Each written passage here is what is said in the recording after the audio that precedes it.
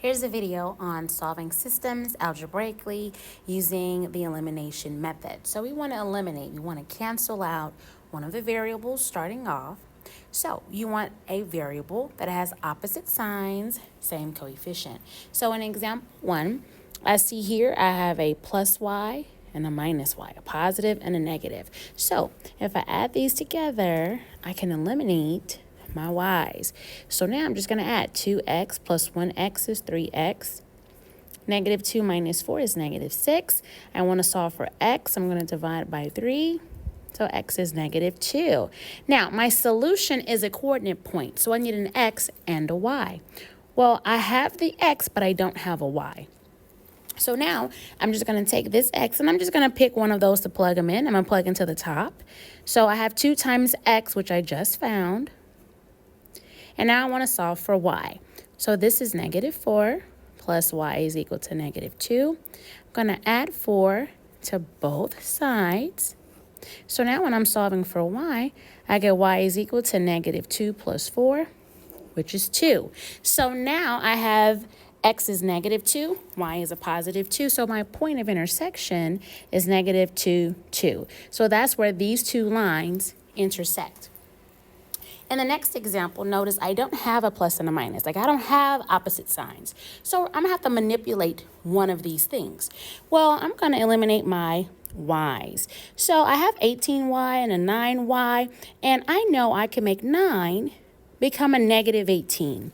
So I'm going to multiply the bottom one by negative 2. So I'm going to rewrite the top one. Now, for this bottom one, I'm going to distribute everything by negative 2.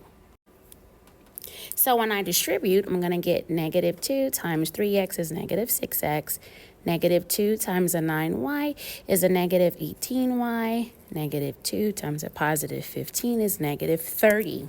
And so now, add them together, and now I can eliminate the y's.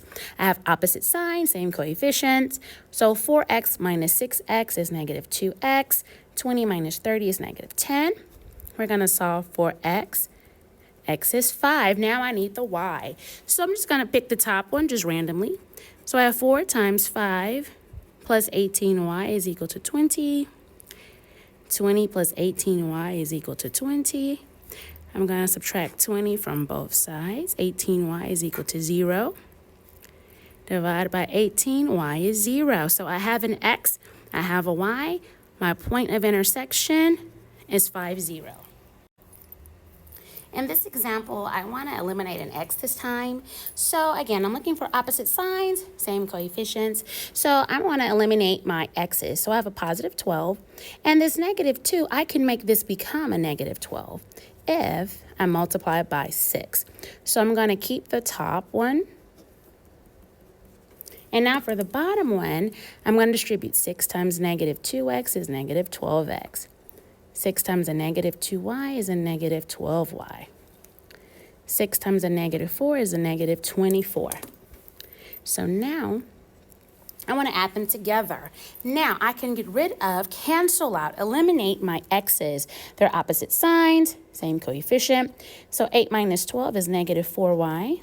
Negative 12 minus 24 is negative 36. Divide both sides by negative 4. Y is a positive 9. So now I'm just going to pick the top one, and I want to solve for x. So 12x plus 8 times the y we just found. So 12x plus 72 is negative 12. I'm going to subtract 72 from both sides. 12x is equal to negative 84. Divide both sides by 12. X is negative 7. Now, a common mistake students make is they rush and they'll say, oh, it's 9, negative 7. But be careful because your point of intersection is x, y. So my point of intersection is 7, negative 7, 9.